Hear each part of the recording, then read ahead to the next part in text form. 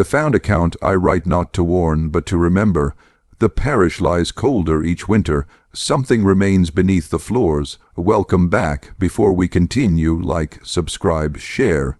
The following document was first brought to my attention in early spring of 1834, recovered from the archives of the defunct Morchant Sanatorium, a private asylum that once stood 2 miles east of the River Trent. The pages were found bound with coarse thread, water, stained and catalogued under the heading Anatomie Morchant, Case Series Roman 3. There is no formal record of the author, though marginalia identify a doctor, Nathaniel Harrith, an apothecary of questionable credentials who practiced in Nottinghamshire during the 1820s and 30s. At first glance, the text appears to be a plain medical log: temperature readings, patient observations, dosage notes. Yet between these notations lie paragraphs of a distinctly personal nature, recollections of a household, of names that recur across generations, and of a sickness that cannot be confined to a single body. The Morchant family, as the doctor describes them, owned a small manor and adjoining farmland on the northern slope of the hollow. Their name appears in parish records as early as 1761, always tied to the same property, the same narrow congregation, the same slow erosion of bloodlines. By 1834, only 3 remained: Elias Morchant, his sister Agnes, and a ward listed as Silas, of uncertain parentage. The doctor's tone at first is clinical. He notes Elias's tremor, the discoloration of the sclera, the disturbances of voice that grew worse after dusk. He writes of Agnes's peculiar lucidity, a trait he found both enviable and fatal. The boy, Silas, is mentioned only once in those early entries, a mimic by inclination, unschooled yet knowing. The first clear break from medical form occurs on 12 April 1834. Subject: Elias demonstrates a fissure of temperament. Dr. Harrith writes, speech fragmented. He names what I cannot record, claiming to hear the house breathing in sympathy with him. He insists the cellar hums when the candles are extinguished. Upon examination, no hum detected. Yet I must confess, when he spoke, I too heard something. After this, the handwriting changes, the spacing widens, phrases grow hesitant, as though the author is unsure whom he addresses. There are marginal sketches, rough outlines of hands, a profile with exaggerated cranial slope, a cluster of vertebrae drawn from memory. From the surviving parish notes, we learn that Morchant Hollow was once infamous for its mineral springs. Local superstition held that the water, rich in iron and foul smelling, nourished the nerves and could restore failing vitality. Elias's grandfather had bottled and sold it throughout the Midlands. By 1834, the springs were sealed, though the doctor's notes suggest otherwise. The well below the east wing remains open. He writes on 21 April, Agnes forbids me to descend, citing family ordinance, yet the boy fetches water from it nightly. He says it glows when drawn at certain hours. A secondary note, written in different ink, reads simply, no reflection seen in basin. It is at this point that the entries begin to adopt the strange rhythm of confession. The doctor addresses no one, yet pleads to be understood. I believe the Morchants suffer a hereditary malformation. He writes, the skin takes a pallor unnatural even by winter standards. The pulse is intermittent. The bones are too supple, bending at pressure, and yet they feel no pain. Elias calls it their inheritance of mercy. I call it blasphemy against the human frame. The journal grows fragmented through May and June. Entries shorten. The language slips between medical Latin and something older, almost liturgical. There are repeated references to the hollow beneath the hollow, a phrase later linked to a subterranean passage said to connect the manor to the sealed chapel crypts. No subsequent mention is made of the sanatorium. Instead, the handwriting becomes hurried, written in graphite rather than ink, as though by candlelight. The tone is intimate, panicked. Elias no longer leaves his chamber. Agnes prepares draughts from the spring. The boy sleeps in the stairwell, repeating the word borrowed. When I asked what he meant, he smiled and said, your shape fits too. The next sheet bears smudged fingerprints. Ink stains form what might be the outline of a face pressed against paper. Below, in smaller writing, there is movement between the walls. The breathing has become steady like tide water. I have taken samples of the spring for examination, though I fear it examines me in return. By midsummer, the handwriting ceases altogether. Instead, a single leaf of parchment appears, written in an unfamiliar hand. Fine, looping, almost ornamental. The good doctor mistook the order of things. What he called illness was memory, and memory always seeks its host. When the parish constable finally entered the Morchant property in August 1834, they found the house deserted, furniture overturned, laboratory glass cracked, doors swollen from humidity. The well had been sealed with a thick board and iron nails. Beneath it, investigators reported a low recurrent sound, like a sigh rising through water. The source was never identified. Of Dr. Harrith, only fragments of correspondence remain, half burned, addressed to a Mr. Vale of London, enclosing specimens for private study.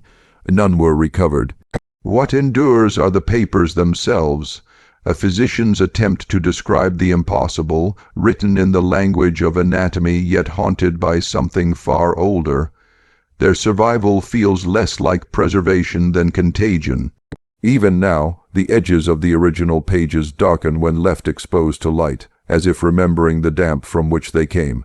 And still, each time I return to that opening line, I find it shifting, almost imperceptibly. I write not to warn, but to remember. Or perhaps I write because something remembers me. The water beneath the surviving leaves after August 1008. 134 are fewer, more disordered. The handwriting varies between confidence and tremor, as though several hands shared the same quill. Scholars have since debated whether the latter pages were continued by Dr. Harrith himself or by another, perhaps Agnes Morchant, whose learning in herbal pharmacology was said to exceed her brother's. Regardless, the voice that emerges feels both witness and accomplice, describing not discovery but slow yielding. A single heading divides the second folio, Hydropathic Deductions, Morchant Estate. It begins in measured, professional tone. Of the waters, their odor sulphurous, taste metallic. When left standing in glass, a thin film develops, iridescent and pulse. Like when struck by light under magnification, this film appears to move. The motion ceases when touched. Beneath that, unfit for ingestion, yet they continue. What follows reads more like observation than complaint. Elias Morchant, confined by July 1008, 134, to an upstairs chamber, insists on drinking nothing else. The doctor notes his pulse has stabilized. The tremor, once violent, has become rhythmic, as though in concord with some internal metronome. His eyes no longer redden. Instead, a gray cast spreads across the iris, diluting color to slate. The water renews him. Agnes writes in the margin, he is less a man, more a reflection. It is here the tone fractures. Where Harrith's hand resumes, he records a dream, standing at the mouth of the spring, hearing voices from below, not echoes, but recitations, as if each drop repeated a name. Upon waking, he found his feet and the hem of his coat soaked through, though his chamber was dry. From this point onward, the boundaries between record and confession blur entirely. Entries, July 8-19 1008, 134 8 July, Sela's absent from morning lesson, later found near the sealed east corridor, mouth stained with rust, whispering, I know the word. When pressed, refused to repeat it. Agnes defends his secrecy. 10 July, Agnes requests more chalk. She sketches symbols upon the cellar walls, spirals intersecting rings, lines that mimic the bones of a hand, claims they are for balance. Her handwriting becomes backward near the bottom of the page, as though mirrored through glass. 12 July, a thin mist rises nightly from beneath the floorboards. It gathers first near the hearth, then moves toward the stair. When touched, the air is cold, wet with condensation, the smell iron and fennel. 14 July, Elias refuses daylight, curtains nailed shut. He claims the sunlight reverses the flow. Agnes agrees, though cannot define what flow she means. I requested to examine the spring directly. Permission denied. 17 July, found Silas standing in the courtyard before dawn. His hands were slick and pale, veins dark as ink. He said, "It's not sickness, it's inheritance." 19 July. Noted an audible vibration in the east wall, tested with stethoscope. Frequency steady, heartbeat like, lasted 6 minutes. I felt it through my ribs. By late July, Hareth's prose grows erratic. Each entry ends with shorter sentences, verbs dropping their subjects. He begins to use we in place of I, suggesting inclusion within the very condition he studies. We hear it more clearly now. It wants alignment. The spring breathes through us, remaking what decay refused. A loose sheaf discovered among the later pages bears a separate title, Agnes Morchant, Anatomical Notes, Private. Though unsigned, the hand differs from Hareth's, neat, upright, deliberate. Our blood is not singular. The hollow preserves pattern where God forgot to finish. When we drink, we resume what was begun. The doctor resists the truth of our making because he still believes in cure. Alongside this statement appears a small drawing of a spinal column that bends too far, vertebrae fused into a curve resembling a serpent. Beneath it, she writes, "The shape remembers the fall." Letter fragment unsent found among Hareth's effects, dated 2 August 1008, 134. My dear Vale, you asked whether the specimens live. I must answer in part. The fluid, no longer water, not entirely, responds to proximity. When exposed to warmth, it clouds. When spoken to, it clears. Elias drinks freely, I reluctantly, yet since that night I feel its rhythm in my pulse. I fear it knows I observe it. There is a phrase Agnes repeats in her sleep. The hollow teaches. I think she is right. The lesson is not of medicine, but of continuity. Something survives by using us to remember itself. I would depart, but each step from the house draws pain behind my eyes, as if the air itself binds me here. Burn this after reading. N.H. When the Morchant household was finally abandoned later that month, witnesses spoke of a low mist settling over the fields at dusk. Livestock refused water from nearby streams, and the soil turned the color of ash. Parish correspondence mentions strange bloomings of white mold across the churchyard stones, shaped like fingerprints.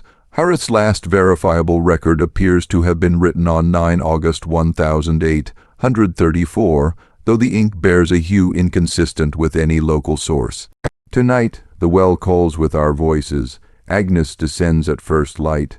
She says the water has learned its name. I must document what follows, though I suspect it will document me in return.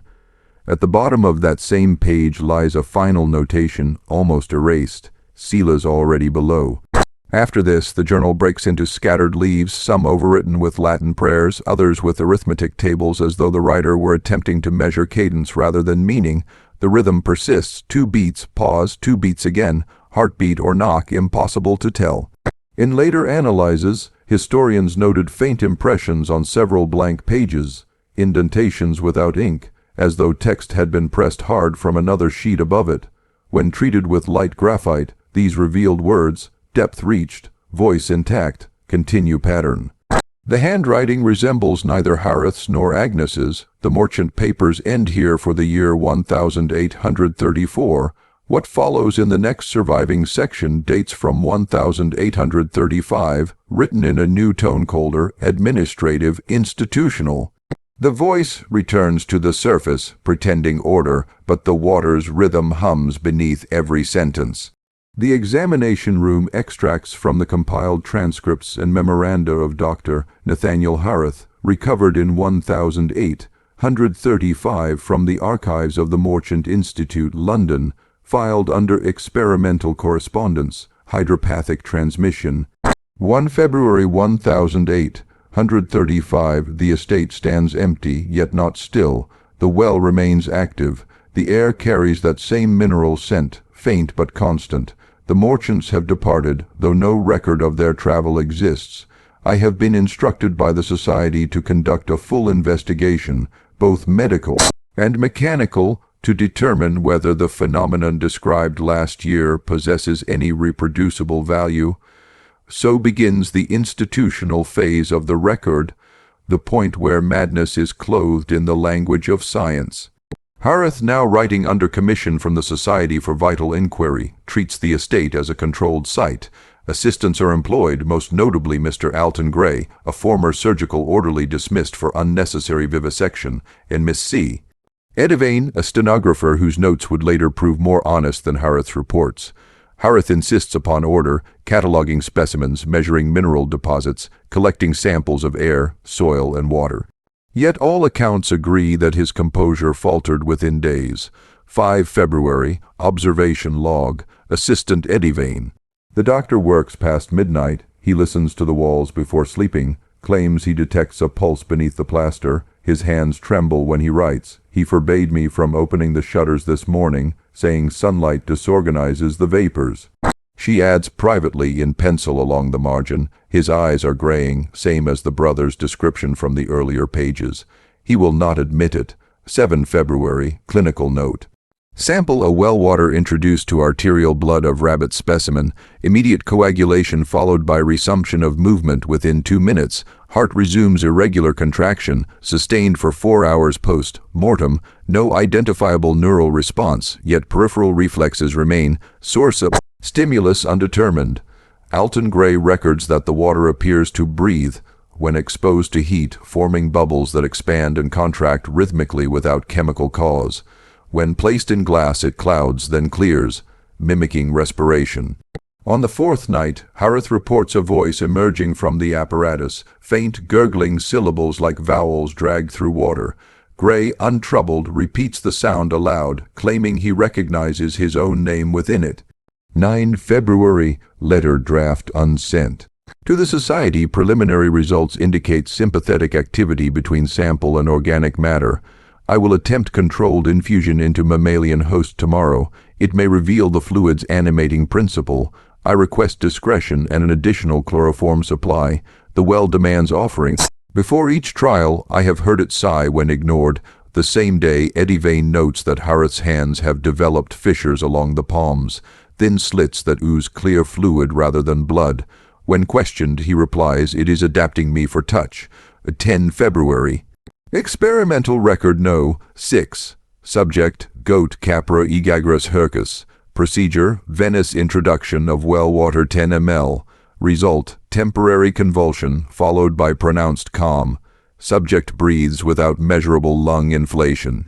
Eyes milky, limbs rigid. Heartbeat continues despite asphyxiation. Duration, 41 minutes. Terminated by decapitation. Addendum, head remained animate for 3 minutes post-separation, tracking motion. Alton refused to destroy it. He insisted it was listening for the doctor. 12 February. Edivane's private notebook later recovered. He speaks to something in the well each evening before experiments. He lowers a copper vessel and whispers names, Elias, Agnes, Silas. Tonight I heard my own. When he withdrew the vessel, it was empty, but the sound of water dripping continued, though the rope was dry. The next morning, she finds her own name written across a page of his journal, not in ink but in dampness, the letters raised from the paper like swelling veins. 14 February, memorandum unsigned. The concept of individuality is unhelpful. The water regards us as collective material. It arranges us as organs within itself. Our fear is friction, our will infection. This memorandum appears nowhere in the official society report, but was found folded into the back of Harith's notebook.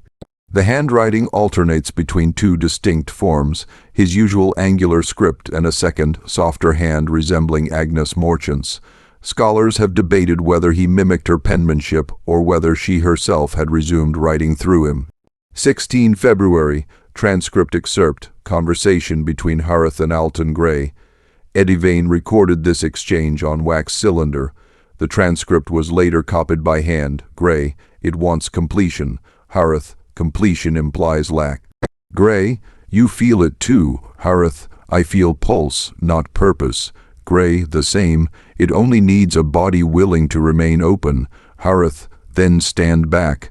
I must measure what follows. Gray, you measure while drowning. Silence, followed by splashing and the sound of glass breaking. When orderlies entered, Alton was gone. A single boot remained beside the well, its leather still wet 3 days later. 19 February. Society Report Final Draft.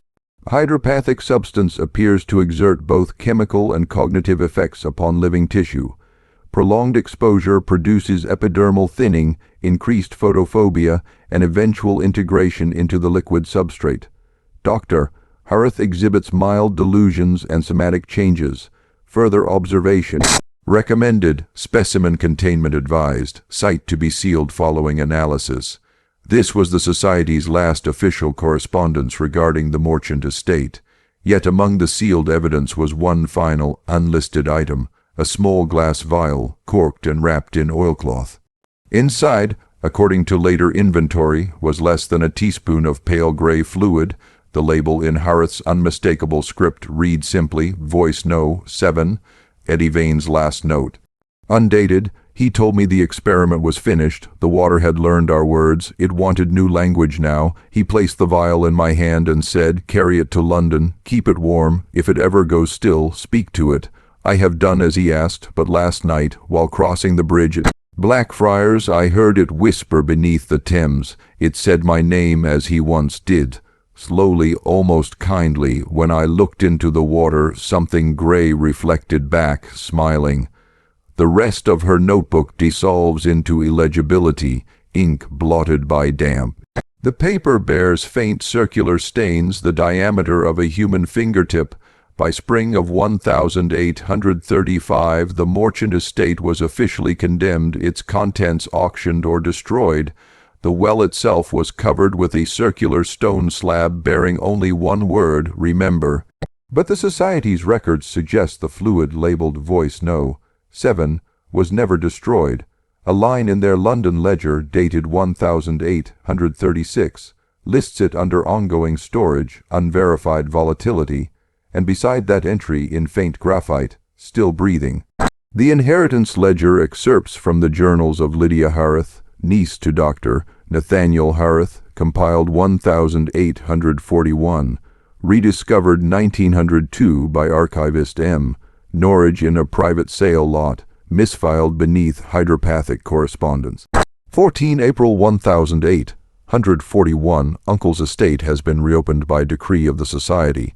They claim it necessary to reclaim certain materials misplaced in 1835. I have been asked to oversee the accounting as heir and surviving kin. The manor remains under dust and silence. Yet in the evenings I hear the pipes speak. When I touch them, they are warm. The handwriting is graceful but faint, as though her ink were diluted with water. Lydia, age 24, had lived most of her life in Bath, working as a governess until her uncle's passing 6 years earlier. The Society's representative, a Mr. Callum Price, petitioned her assistance in retrieving and cataloguing any surviving experimental apparatus. She arrived to find the Morchant estate decayed but uncollapsed, vines sealing windows, the air sour with rot. The well had been sealed, true, but the slab above it bore a fresh crack, a hairline fracture running to its edge like a vein. 17 April, I located the storage chest described in the inventory. Within, 1 microscope of brass, 2 surgical vials empty but damp within, several notebooks warped by moisture, and a glass vessel containing a remnant of gray sediment, labeled Voice No. 7. Price insisted upon transporting the vessel to London at once, but Lydia, unsettled by his impatience, requested 2 days to examine the remainder of her uncle's notes. In her later addendum, she confesses, I could not bear to see it moved. It seemed restless, as if aware of my presence. At night, the jar hummed against the shelf, faint but regular, like a sleeping breath. 19 April, her handwriting alters here, firmer, rushed. I attempted to read the doctor's final report, though much is illegible. Between the lines where ink had run, words appeared in the dried streaks. It remembers thirst. The residue in the jar is no longer still. It rises when I enter. Once it formed a shape upon the glass, a curve almost like a face pressed against window light. 20 April, letter to Mr. Price unsent. Sir, the specimen exhibits behavior suggesting organic persistence. It vibrates in rhythm with my pulse when held close. Perhaps the doctor's theory of sympathetic activity was not wholly delusion. I ask you to delay its removal until I complete a controlled observation. I have begun warming it by candlelight and speaking to it as the doctor advised his assistant in 1835. Beneath this, in smaller hand, it answered me, 21 April, field entry. The voice was faint at first, moist consonants, broken syllables. It repeated what I said, poorly at first, then clearer. By midnight it had learned my name, Lydia. It said, "Lydia, come down." The next paragraph is written in smudged graphite, possibly by another hand. There was water on the stairs, though it had not rained. 22 April. Transcript fragment recovered from carbon copy. Price, you are trembling. Lydia, it speaks to me. Price, the mind projects sound when deprived of rest. Lydia, then explain the footprints. Price, what footprints? Lydia, yours leading into the well. Room, though you swore you hadn't gone there. Price, pause, you should leave this place. The society has what it needs. Lydia, has it? The doctor said the voice wanted completion. Price, completion of data, perhaps, nothing more. Lydia, no, of body. I read the notes. It needed one willing to remain open. Price, enough. Miss Harith recording ends in a wet sound, as if the cylinder were submerged. 23 April. Final journal entry partial. Mr. Price is gone. His boots remain at the well, beside a wet trail leading toward the cellar door. The stone above the well has shifted. The crack has widened enough for breath. It calls my name in my uncle's voice now. It says it remembers being him. It asks if I am lonely. I told it yes. It said it could cure that. The handwriting trembles, grows larger, then trails off mid-line. A circular blot ends the page. Postscript annotated by Archivist M. Norwich, 1902. When the estate was at last demolished, the builders reported liquid seeping from the foundation, a pale gray effluent with the odor of limestone and decay. It pooled in corners and retreated from sunlight, absorbing itself into the cracks. The demolition foreman, Thomas Reed, complained afterward of dreams as though breathing under a river. He drowned himself in his bath that winter, though the tub was found dry. Norwich's marginalia continues. The Society's Surviving Ledgers Series 47 B show no further mention of the Morchant materials after 1841, yet a later catalogue from 1847 lists an unlabeled sample under vocal hydroorganism, specimen inactive. Its location is recorded as South Wing, Storage 12. The South Wing was destroyed by fire in 1852. No record confirms if the specimen was inside. Addendum: the wax cylinder in 1902. Norwich also recovered a warped wax cylinder within the same box. Though partially degraded, restoration in 1978 revealed fragments of recorded speech. Female, trembling, echoing through liquid static. I am colder now, but not afraid. It wants to see. It says there is light below. I am going down. The voice fades, replaced by a low bubbling hum, steady and rhythmic, indistinguishable from breath. After 31 seconds of silence, a whisper rises, still here. Archivist's conclusion: the Morchant Institute closed its hydropathic division in 1843. Of the associated personnel, 4 were recorded dead, 2 unaccounted for, and 1 C.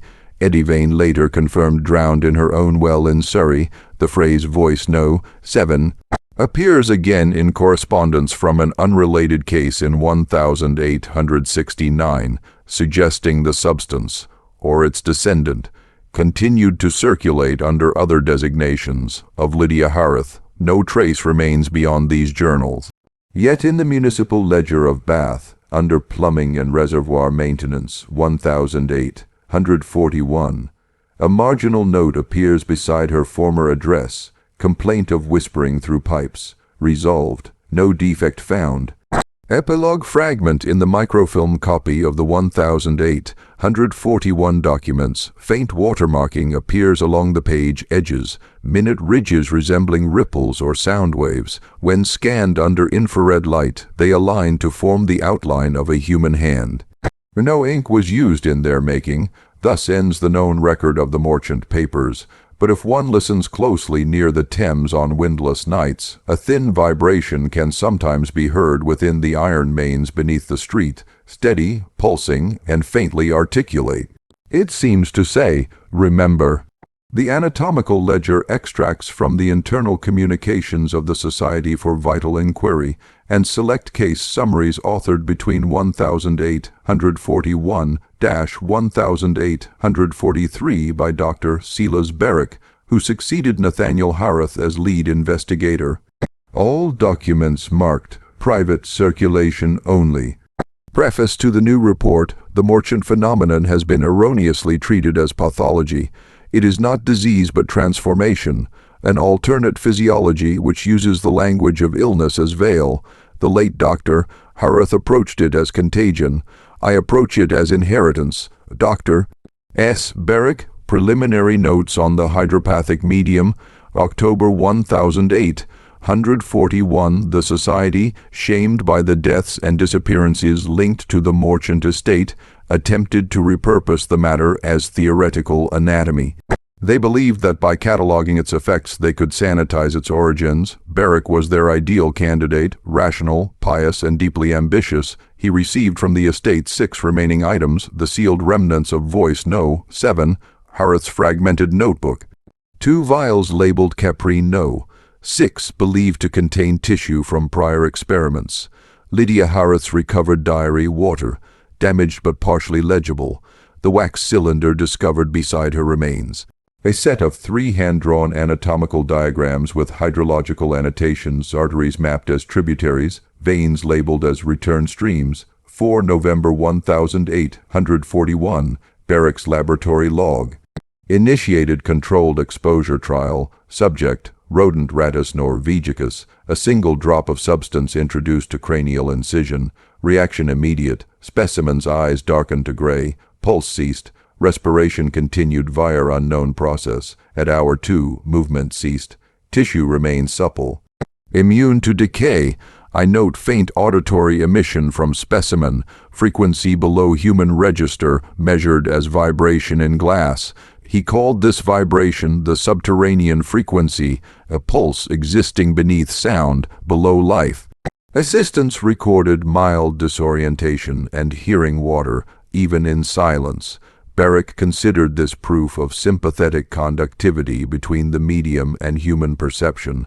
12 November. Assistant report unsigned.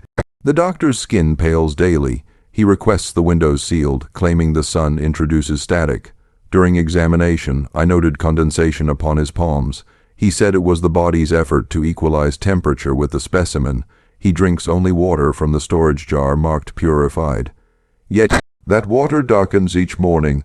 17 November. Correspondence between Berwick and the Society. Society, clarify the objective of these replications. Berwick, to isolate the animating particle. Society, you refer to Voice No. 7. As if sentient. Berwick, sentience is irrelevant. It organizes matter, thus it perceives order. Society, cease personifying your material. Berwick, then cease calling it material. The correspondence ends there. From that date onward, Berwick ceased sending daily summaries and began writing exclusively in a private anatomical ledger, a text part prayer, part experiment. 20 November. Excerpt from the anatomical ledger. We are poorly shaped for memory. The bones are jars, the blood conduit. The water remembers for us when we forget. It moves between generations as language between mouths. I have begun grafting the substance into small tissue samples. Spleen, lung, heart. It arranges itself willingly when I cut. It seals when I observe. It blinks. The entry is accompanied by diagrams showing organ cross. Sections overlaid with flowing lines like irrigation channels. At the center of each, a single dot labeled source. 28 November. Assistant's final log later annotated by the Society. He called me to observe his own hand submerged in the substance. His veins turned pale. His pulse slowed until it seemed to move with the liquid's rhythm. He said, "This is harmony. Listen." I heard nothing, then realized the sound wasn't in the air but beneath my skin. It was my blood answering. The assistant resigned that night. Berwick's subsequent entries become erratic as though written during fever. 3 December, Berwick's ledger fragment. The element does not desire death, it desires continuity. The human body is temporary containment. If perfected, one could persist indefinitely through water itself. Perhaps this is the truth behind baptism, immersion as inheritance. When Lydia entered, she became vessel. When I drink, I recall her voice. She says it is almost ready. He began referring to the experiment not as it but as she. 8 December, Society Field Note. Upon arrival at Dr. Berwick's residence, the laboratory was found vacant. 1 table overturned, 3 beakers shattered, walls damp, floor covered in standing water approximately 1 inch deep. No sign of forced entry, air temperature abnormally low. The only remaining evidence, his ledger. Sealed within a glass dome and partially submerged. The ledger's final page reads, "To breathe through water is to speak without words. I have learned the syntax. Soon she will speak through the city." Postscript Dr. Marion Ellery's Review 1842. A year later, Ellery, a colleague from the Society, conducted a post-investigation. She identified chemical contamination within the Thames runoff matching the Morchant substance's composition, though in vastly diluted form. Samples taken from the Southwark and Lambeth intakes show faint luminescence under moonlight and emit weak subsonic vibration detectable through brass instrumentation. Unclear whether hazardous. Recommend filtration. Her last marginal note is curt. He succeeded. Modern Annotation, 1902, Norwich. From 1842 onward, municipal records note sporadic complaints of whispering pipes and breathing drains. No engineering explanation consistent. The Society disbanded its hydropathic branch in 1843, remaining files transferred to the Office of Public Health under seal. No known surviving specimen, yet water analyses from the same districts still show inexplicable trace resonance, what modern instruments might call phononic vibration. He underlined the last phrase twice and added in pencil, "The city drinks memory." Addendum letter found in an unsent envelope, addressed to whomever drinks after me. I have seen the rivers glow. I have heard them answer prayers spoken in thirst. We are not separate from the water. We are its echo, shaped in clay until it calls us home. If your glass trembles when you lift it, do not listen closely. It remembers too clearly. Anonymous, likely Berwick.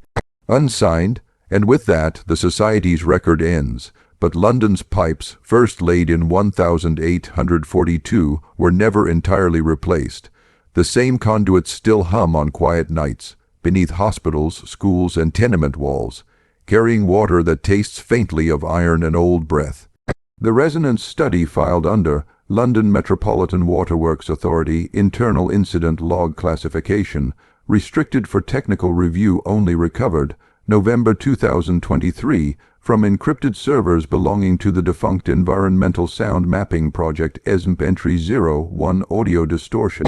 Report date, 12 October 2023. Source, Field Technician R. Patel. Location, Southwark Pumping Station. Summary, routine hydroacoustic scan revealed persistent subsonic tone 14. 3HC in all active lines between Lambeth and Vauxhall. No mechanical explanation. When amplified, the tone produces harmonic overlays resembling human speech patterns, rhythmic, low, repetitive. Transcription approximate, in, out, below, remember, logged as equipment fault. Scheduled recalibration cancelled after 3 team members reported auditory pressure and nausea. Entry 02 email from Dr. Eliza Corwin, hydrologist, to ESMP Core Met Authority. UK subject, persistent harmonic team. I've run multiple checks on the Lambeth intake spectrograms. The waveform is organic. It modulates too smoothly for machinery. Historical data suggests the same tone within 0. 2HC was recorded in 1978, 1942, and 1842 when the first pressure tests of the new London water grid were conducted. Coincidence? Perhaps, but there's something else. Under moonlight, the collected sample fluoresces faintly blue. Please advise. EC Entry 03 Field Memo Date, 18 October 2023. Agent M. Darnell note. During night inspection of Southwark Reservoir, observed condensation forming against gravity droplets climbing the outer glass of a sealed gauge. Sound intensity peaked at 03, 11 hours, recorded sample cross, referenced with 1008. 141 phonographic wax cylinder, voice no. 7, archived in the British Museum, result 98% harmonic match, flagged for containment review. Entry 0, 4 internal briefing Metropolitan Waterworks / Health Security Agency. The tone appears linked to specific pressure conditions. When the system runs below 0, 8 bar resonance fades. However, full shutdown isn't feasible, it would affect millions. Recommendation, deny public awareness. Additional note from Dr. Corwin, if the signal is biological, it may be self-correcting. Pressure reduction could be interpreted as starvation. Entry 05, field recording transcript audio file, Southwark Nightline 3. Ammer. Recovered, 22 October 2023, duration 0002, 47 hissing. Corwin, it's louder now. Are you getting low pulsing like heartbeat? Unknown voice, do not drink. Corwin, who said that? Distortion rises. Metal creaking. Unknown voice clearer. We remember for you. Screaming, water rushing. Recording ends. Doctor, Corwin's badge and waterproof field case were recovered submerged near valve chamber 3. Her body was never found. Entry 06, security camera extract redacted time 03, 14:28 a.m. Description, footage from camera C9 reservoir catwalk. A single figure identified as Dr. Eliza Corwin standing at the guardrail. Surface of reservoir undulates upward, forming concentric rings. At 03:15:03, the water rises vertically around her like transparent cloth. At 03:15:06, frame distortion. At 03:15:08, both subject and water mass vanish. Residual spray moves inward as though reabsorbed. End of file. Entry 07, private notebook recovered from Corwin's flat. The hum is not mechanical, it's linguistic. The tone doesn't carry through the water, it is the water. Every time I record it, the waveform corrects itself, aligning to my heartbeat. It's synchronizing. I think the water is learning to speak again. Sometimes when I run the tap, it hums my name. Entry 08, emergency council summary subject. Hydrological anomaly Southwark system prepared by Interim Director H. Evans. Date 1 November 2023. Fluorescent particulate concentration now measurable across multiple boroughs. Residents report auditory hallucinations, running water whispers, pipes breathing consistent with low frequency exposure. Hospitals note surge in dehydration related delirium. Patient claim water tastes alive. Public advisory issued, boil water before drinking. Internal memo appended, boiling ineffective, tone persists. Entry 09, audio analysis by contractor Vox Sense Limited. Subsonic pattern reveals recursive structure repeating every 184 years. When digitally mapped, the waveform forms an anatomical diagram resembling lungs superimposed on the London sewer grid. The central junction aligns precisely with original Morchant estate coordinates. The resonance isn't spreading. It's returning home. Entry 10, final transmission recovered 03 November 2023. Origin, unknown. Encrypted satellite uplink. Metadata indicates last login from Met Authority node. Barrack archive. The voice has adapted. The city's pipes are veins. The rivers are arteries. We are inside her body now. She drinks herself endlessly. Transmission ends. Postscript press release redacted before publication. The Metropolitan Waterworks Authority assures the public that recent irregularities in sound monitoring are of purely acoustic origin and pose no health threat. Residents are reminded to report unusual noises from taps, drains, or mains to the maintenance hotline. Handwritten note found on draft copy. Stop listening. It's not the pipes that are speaking, it's what they remember. And somewhere beneath the pavements of Southwark, the old tunnels hum with gentle, rhythmic breath. the pulse of a forgotten experiment that mistook knowledge for salvation and found eternity in thirst. The Memory of Water, compiled by London Historical Inquiry Commission. Date February 2024. Subject: Hydrocaustic Resonance Events Correlation with the Morchant Archive 1008-138-1. Executive Summary. In late 2023, a series of anomalous acoustic and hydrological events occurred across South London, culminating in the unexplained disappearance of hydrologist Dr. Eliza Corwin. Subsequent investigation revealed overlapping data between her work and 19th-century medical journals attributed to the Society for Vital Inquiry, a research collective led by Dr. Lionel Morchant. While the official line remains that no causal link exists between the historical experiments and modern infrastructure anomalies, independent auditors note the recurrence of identical frequency patterns 14.3 Hz across nearly 2 centuries of recorded water data. The following synthesis has been prepared to preserve all available evidence before the phenomenon fades or adapts again. 2. Archival discovery on 9 January 2024.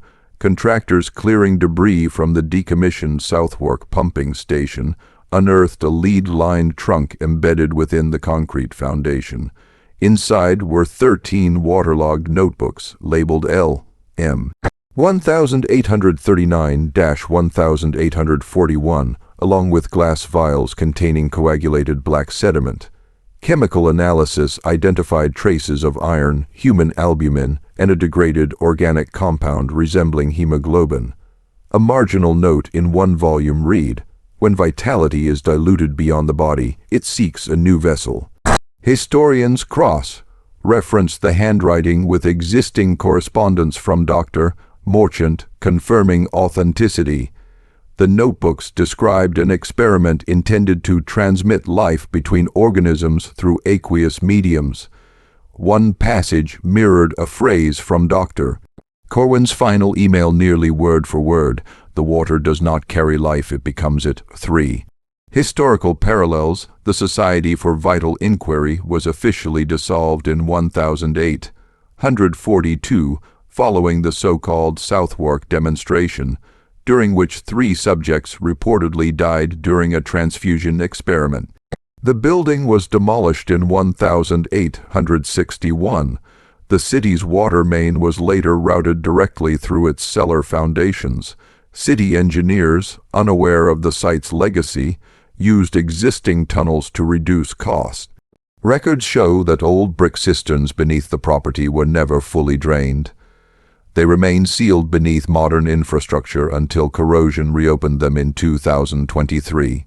One handwritten testimony from the 1841 survivors, filed with the London Anti-Slavery Committee, described hearing voices moving inside the cistern walls, as if breath were trapped beneath the stone. The report was dismissed as hysteria. 4. Modern recurrence. By November 2023, similar auditory phenomena were documented by hundreds of residents in Lambeth, Bermondsey, and Blackfriars. The official government line blamed pressure fluctuations. Unofficial recordings, however, showed synchronized pulses identical to Morchant's documented vital resonance trials.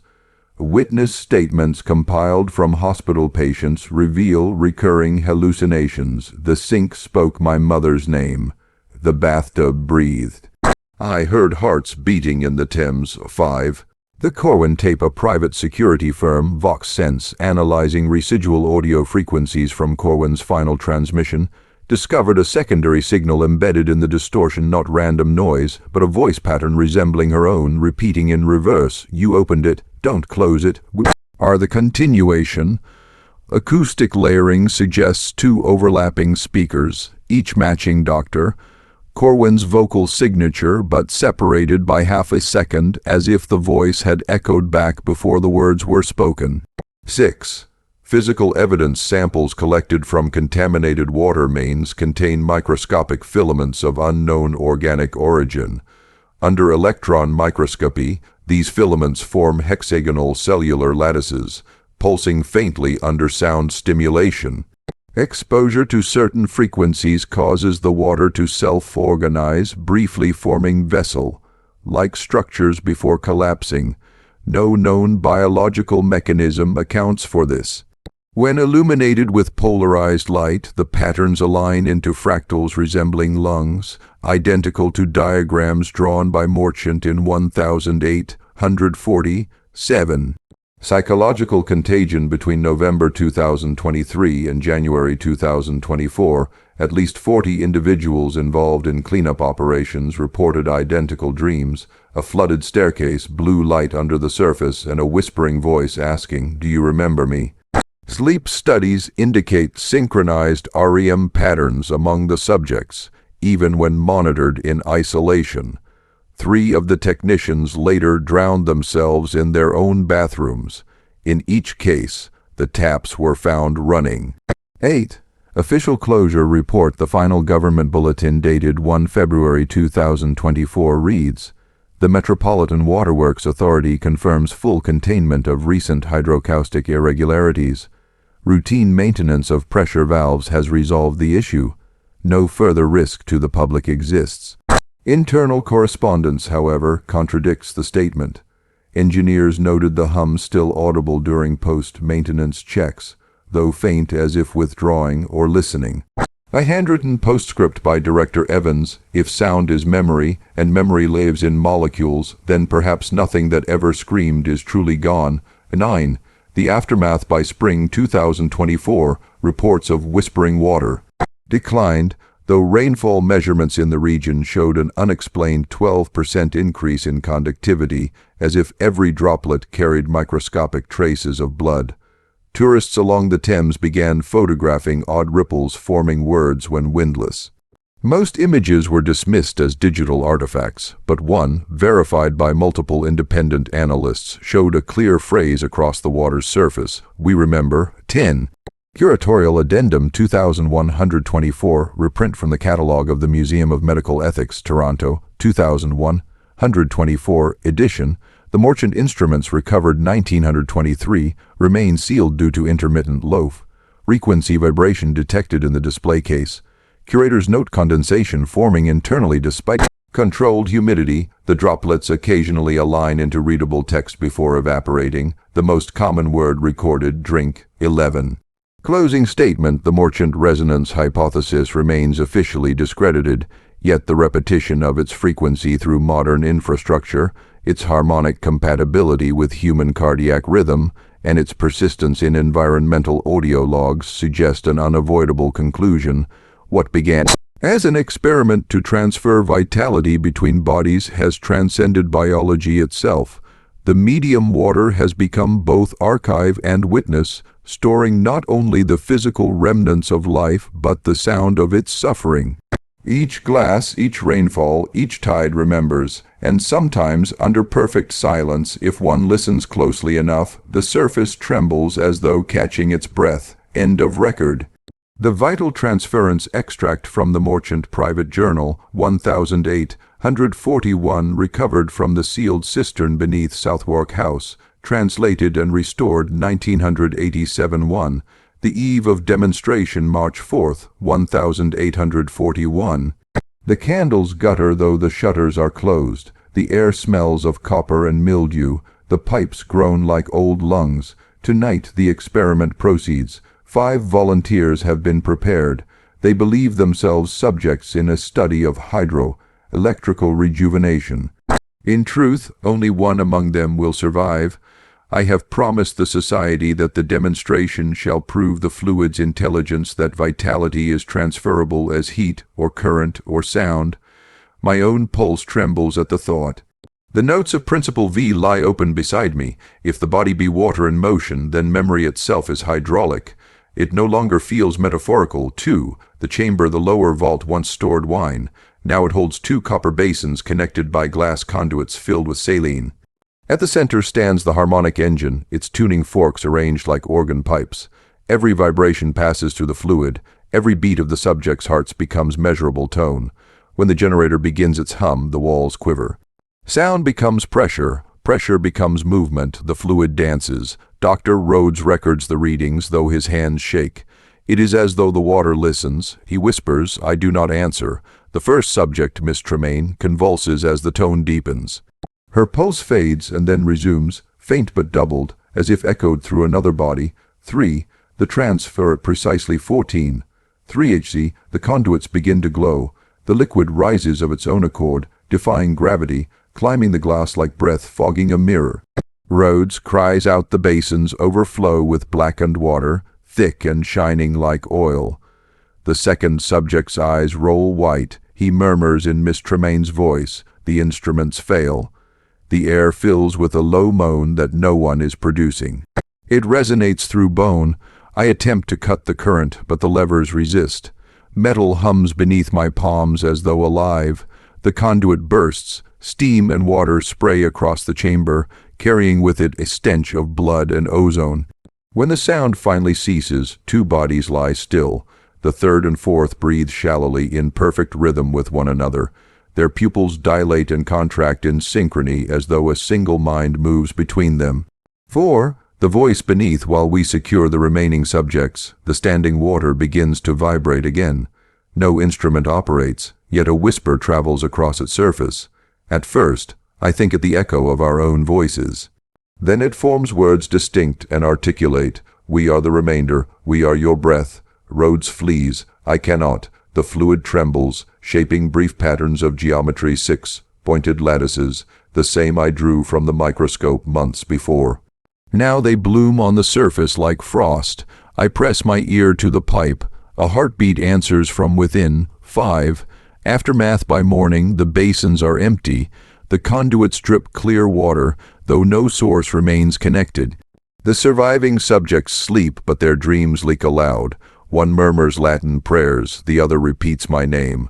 I order the room sealed. Rhodes has resigned, leaving his instruments behind. I, however, cannot stop recording. The hum persists beneath every silence. It thrums through the very marrow of the house.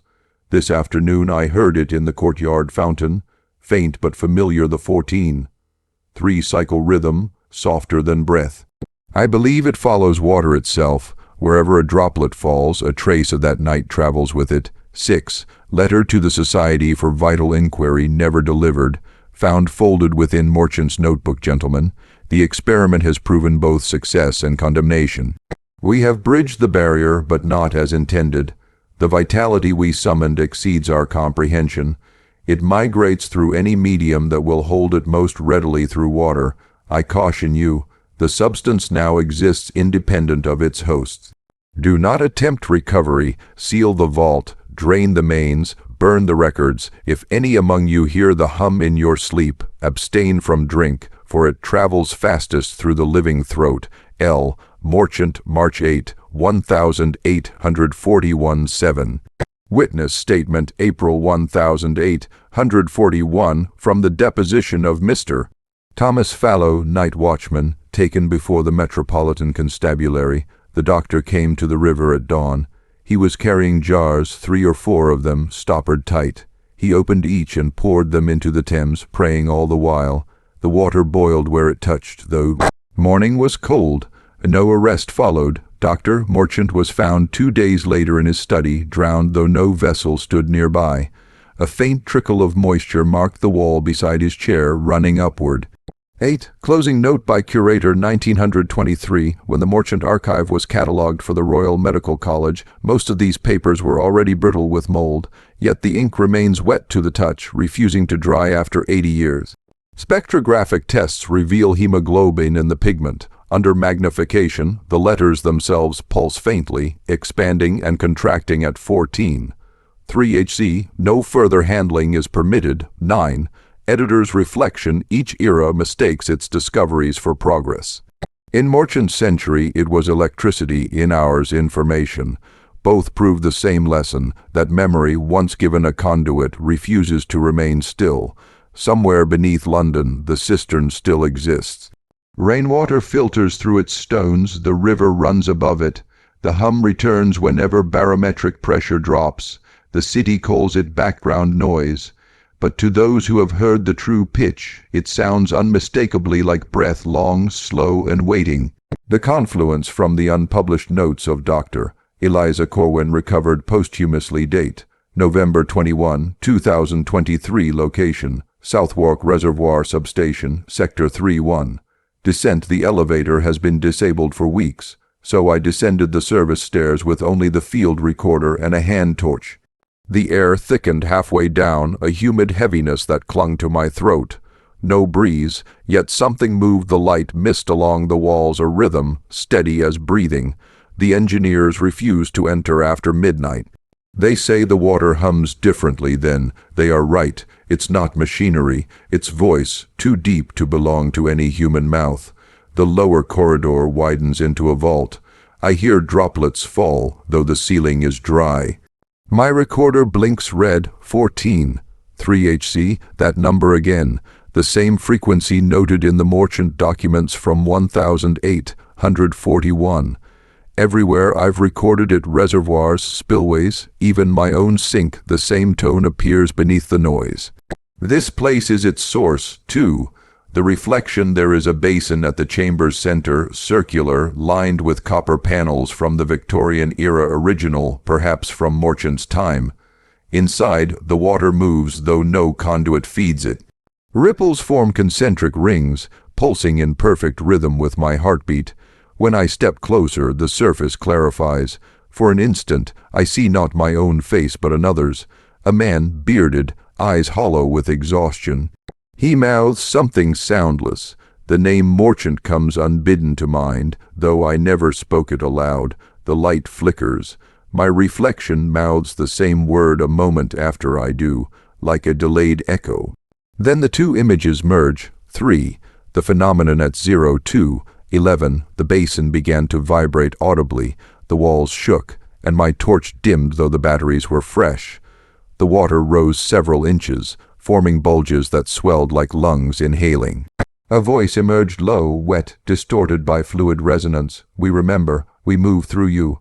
The recorder captured every syllable, though when played back later, the sound appears reversed and layered. My voice underneath theirs, speaking in time. You opened it. Don't close it.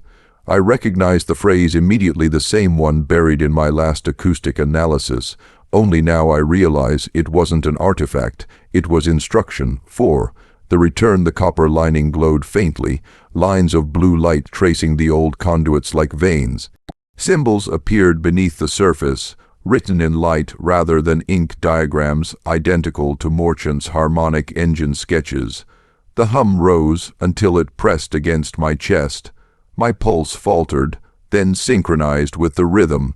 The water's movement matched my breath. For one horrifying moment, I could not tell whether I was inhaling or it was. I tried to step back, but my limbs did not respond. Then the surface broke. A hand, pale, translucent, not water yet not flesh, reached upward and rested against my chest. No pressure, only the unmistakable weight of recognition. It whispered, we never died, we became memory, let us through. 5. The flood: the chamber temperature dropped to near freezing. Moisture condensed on every surface, running upward toward the ceiling. Pipes burst one by one, expelling clear water that crawled rather than flowed, climbing the walls in patterns of veins and nerves. Each droplet carried a reflection, a face, hundreds of them, flickering like film frames: Morchant, Rhodes, Tremaine, and others unknown. Every expression the same, pleading. The sound built to a roar, yet no splash was audible. It was music, of a kind, a choral surge of inhuman tone. And then, silence. The basin was empty. The copper walls steamed faintly. My chest burned where the hand had touched, and beneath my skin I felt movement, a pulse that was not mine. 6. The recording recovered: file, Corwin log final.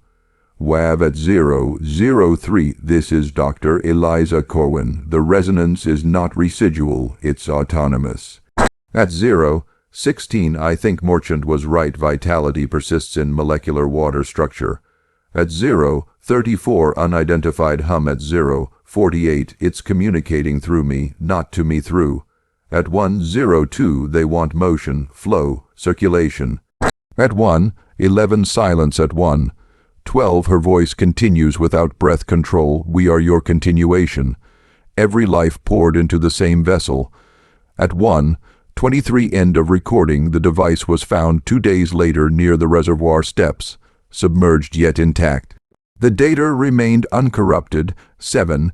Investigation report excerpt Metropolitan Waterworks Authority Incident 23/11. A summary of findings.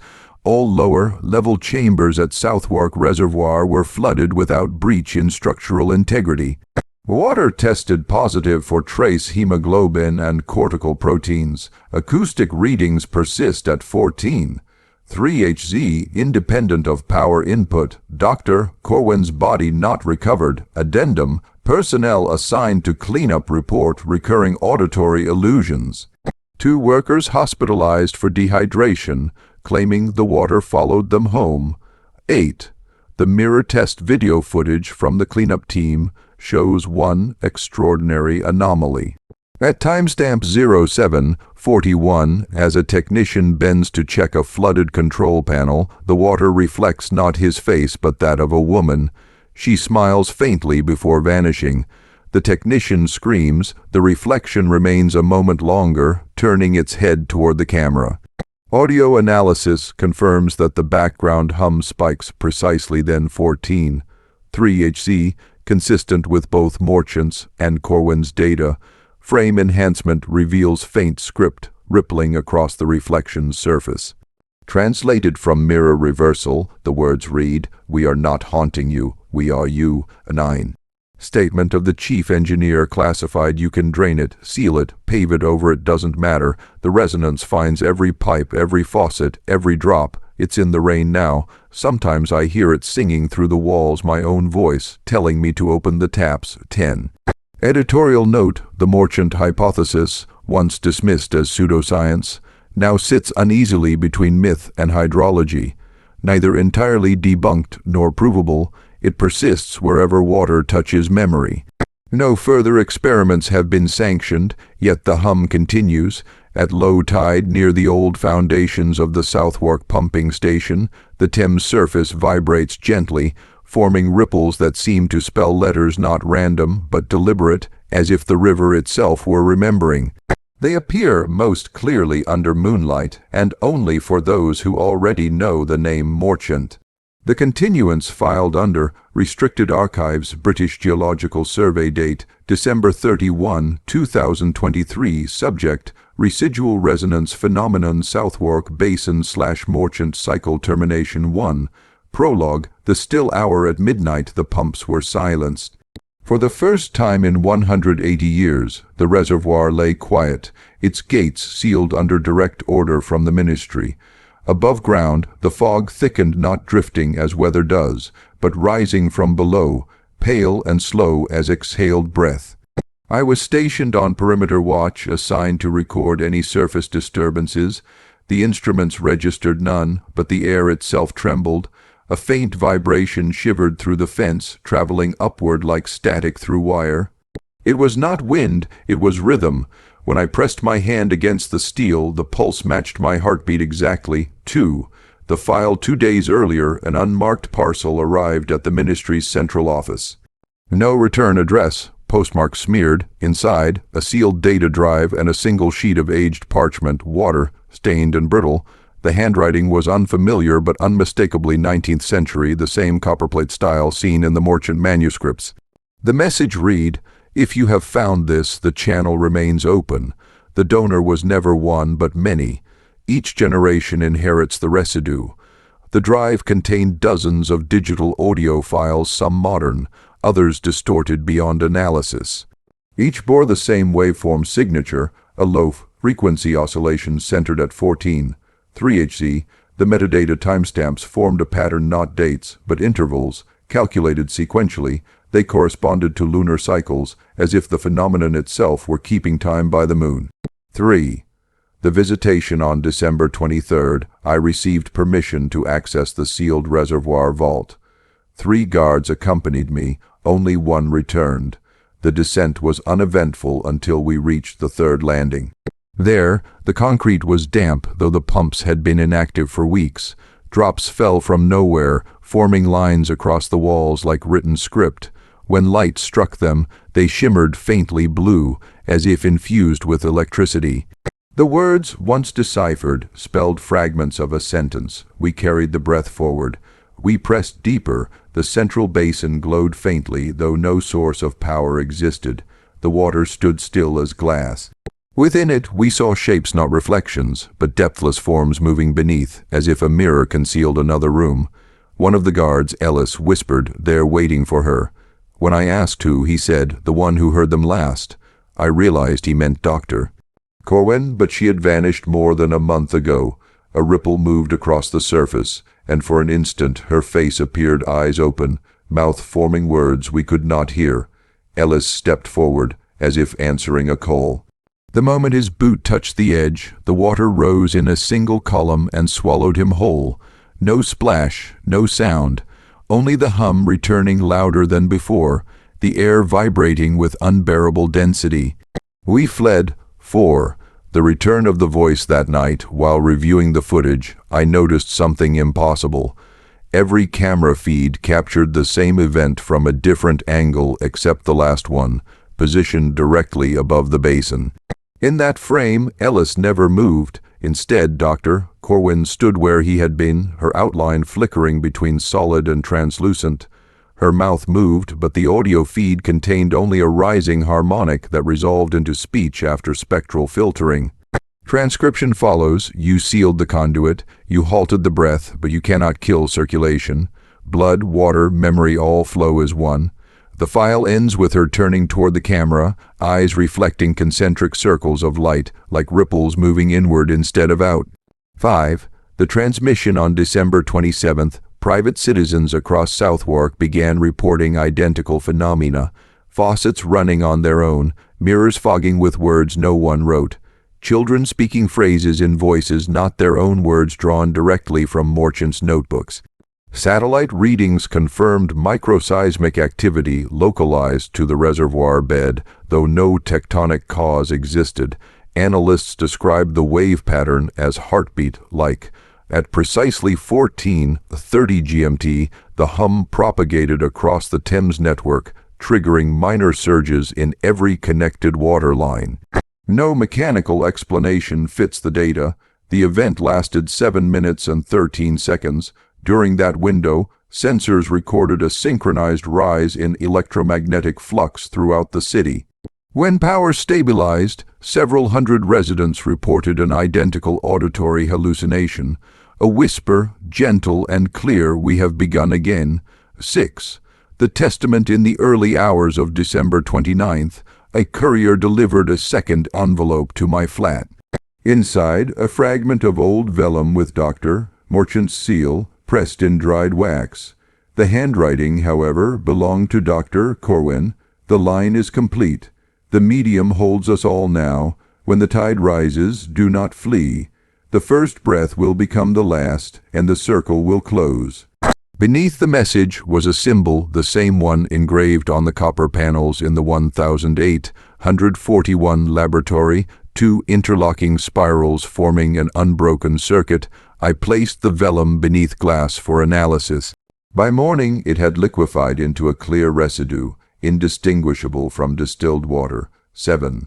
The observation: the ministry ordered a full lockdown on December 30th. All public water access restricted. But containment is meaningless when the medium itself refuses stillness.